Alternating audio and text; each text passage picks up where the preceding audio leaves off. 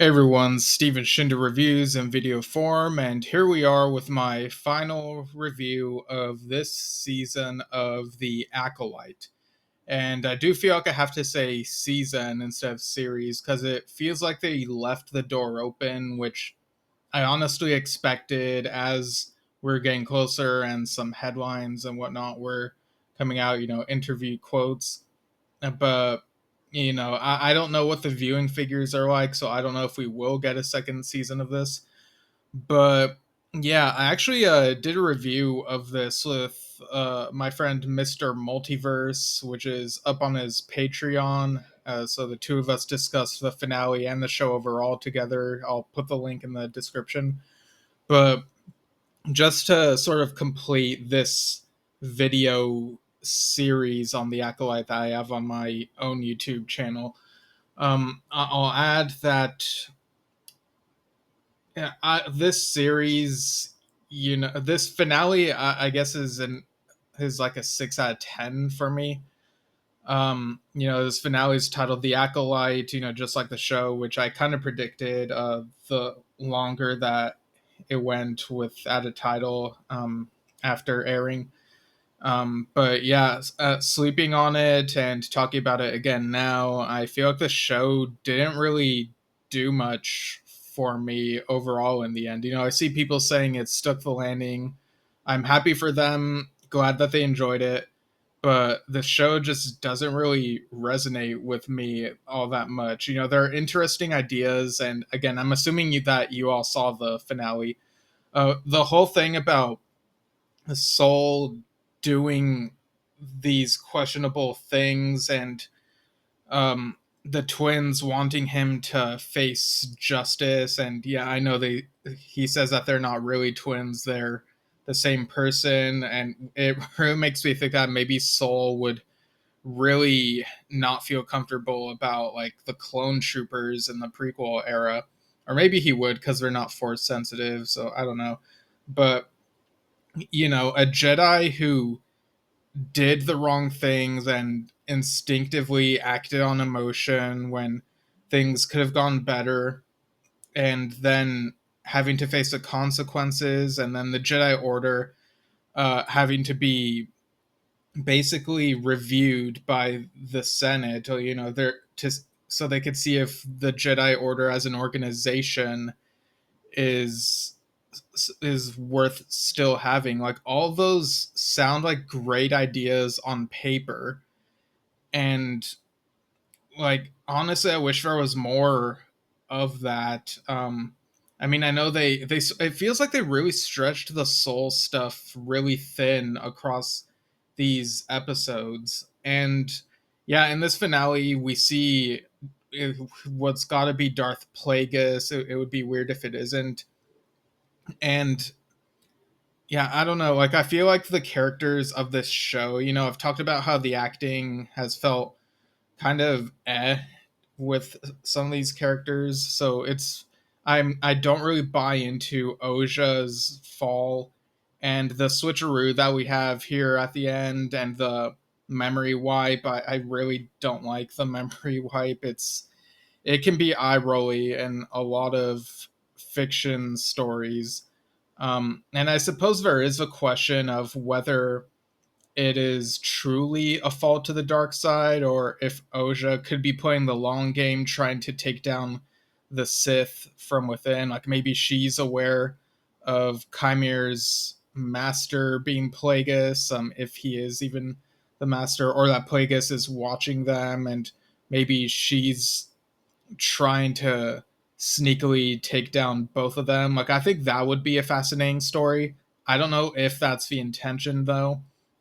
There are different directions I could go with this. Plagueis could very well be Chimere's master, or he could be searching for an apprentice, and or if Chimere is his apprentice, maybe Chimere is trying to train Oja so that they could both take down Plagueis, and then Chimere can be the master, or Plagueis could kill Chimere, and then Oja could be Plagueis' apprentice.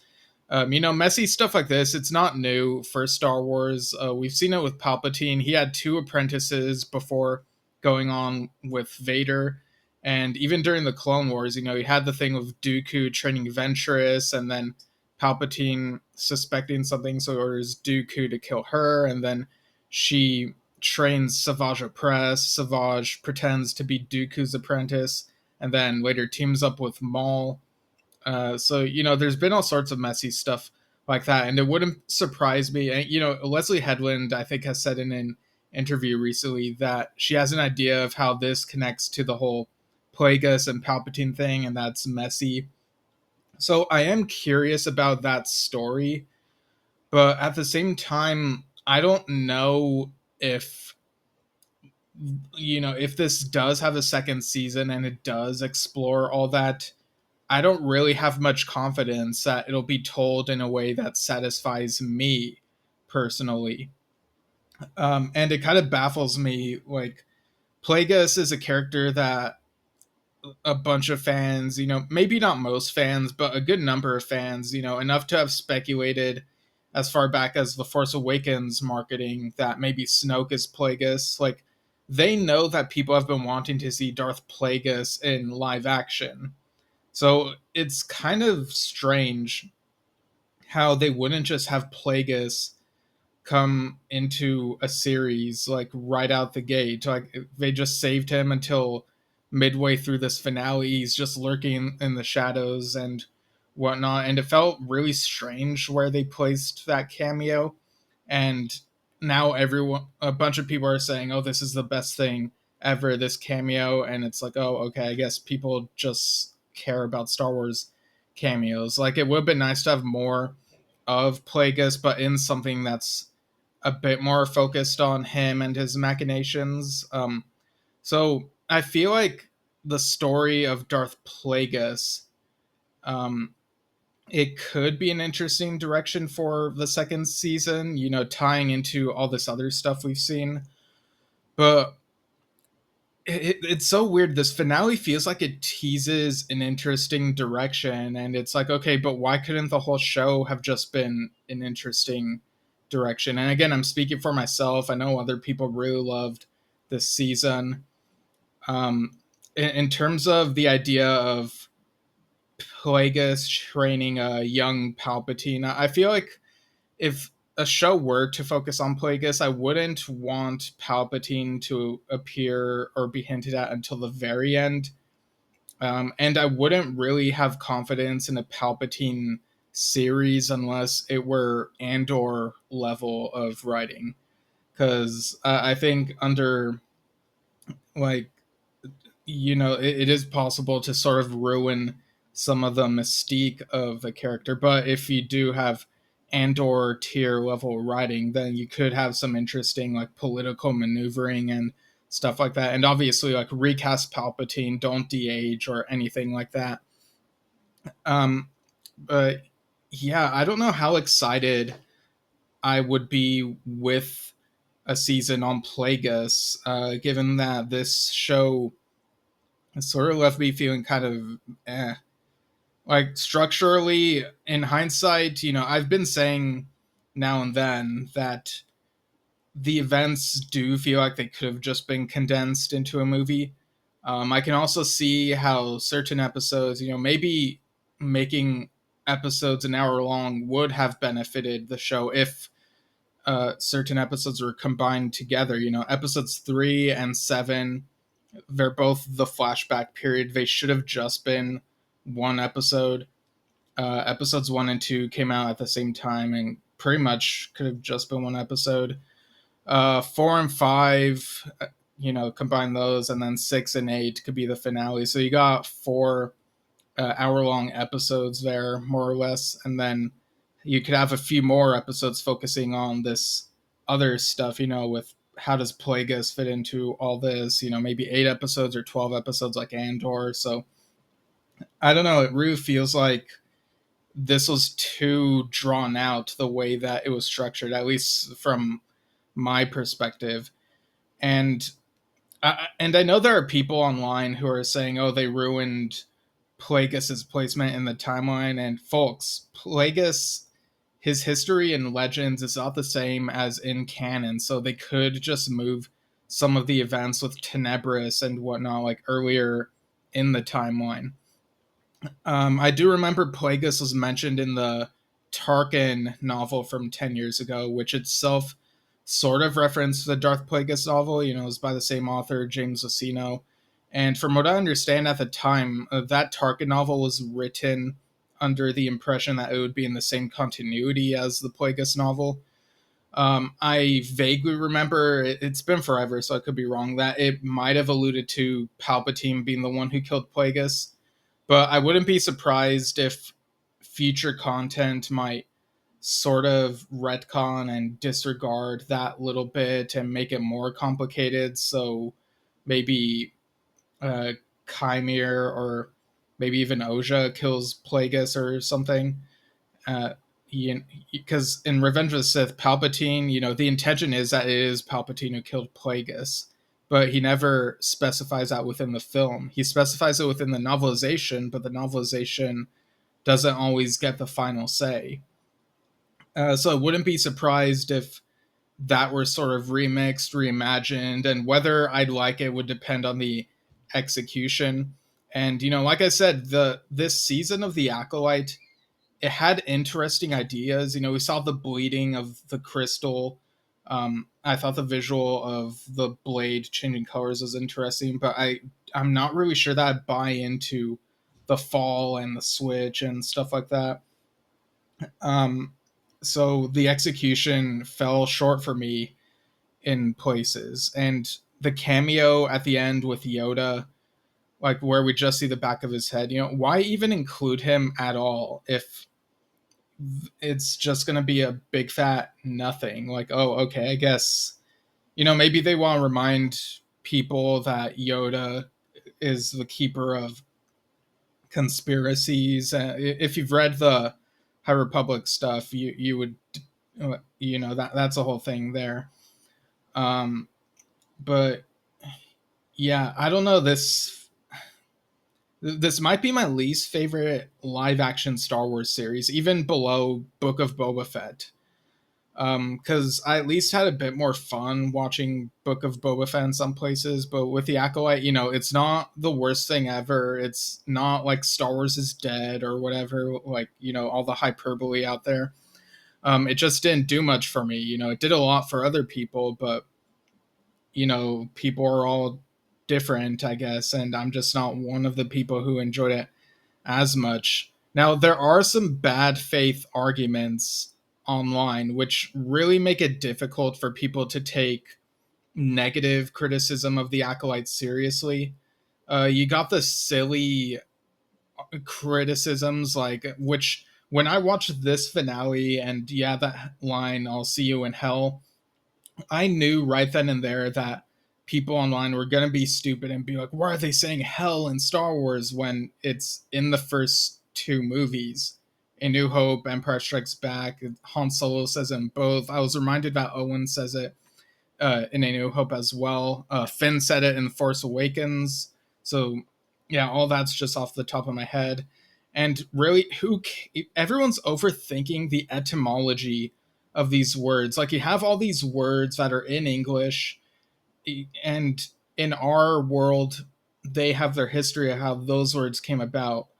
And, like, why are people overthinking the word hell, especially when it's appeared in Star Wars material before? It would be one thing if someone in Star Wars are like, "Oh yeah, this is an iPhone." I'd be like, "Wait, what?" But this is, people are making a fuss about nothing with these bad faith arguments. Well, the sillier ones, the sillier arguments. There's also the other arguments that a certain sect of the fandom makes, where it's like, "Oh, it's woke, so it's bad." And look, I genuinely do not think that the Acolyte team got all these people of different backgrounds and then thought, okay, we've done our job. Let's just cobble something together real quick without any thought. I really do think that they tried putting together something, and that they really believed that they had something great on their hands, and to them maybe the final product looks incredible, but to me and to some others it doesn't come across that way. There are other people who to them it comes across like a masterpiece. But like I'm saying, I think that they truly tried to make something great. But for me and some other people, the ones with the reasonable criticisms, it just doesn't feel like a masterpiece. And that's fine. And, the people who love this show, I'm happy for them.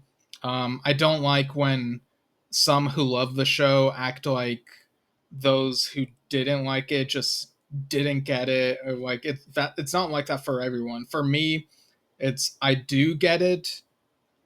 I can see the vision of the story that they were trying to tell here, and I do have questions about what the intended direction would be. I'm just not vibing with the overall execution of the season. And again, whether there will be a season 2 or not, I really don't know. If there isn't, I think the best route to continue this story would be in a novel. Maybe in some ways that'll make some of the character motivations come across better. But yeah, like this show, I think is okay at best.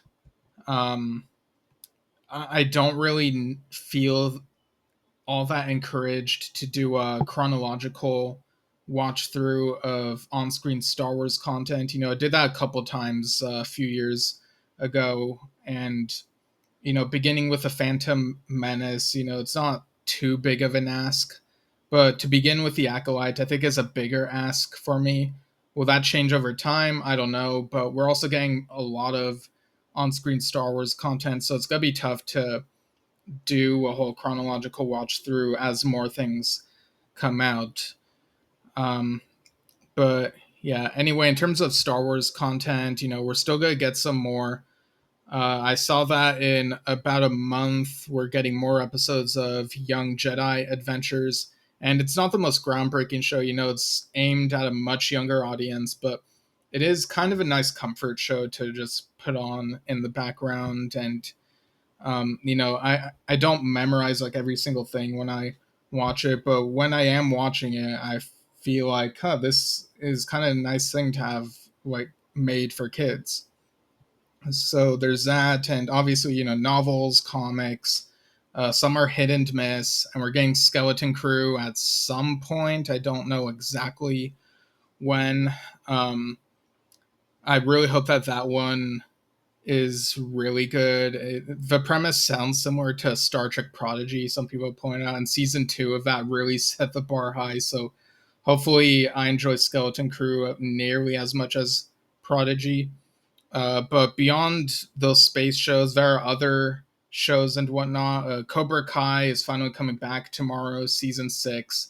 Although it's split into 3 parts and getting released like more spread out. I think that's really silly that they split into 3 parts. But I'm gonna see that show to the end. It's really does a great job of showing uh, the balance between the older generation and the newer generation. It's such a brilliant show in my opinion. But yeah, I guess that's all I have to say about the Acolyte. Maybe I forgot some stuff, but I think you get the point. I think it's just okay, but it's not the worst thing ever. It is what it is. So thanks for tuning in, and see you all later.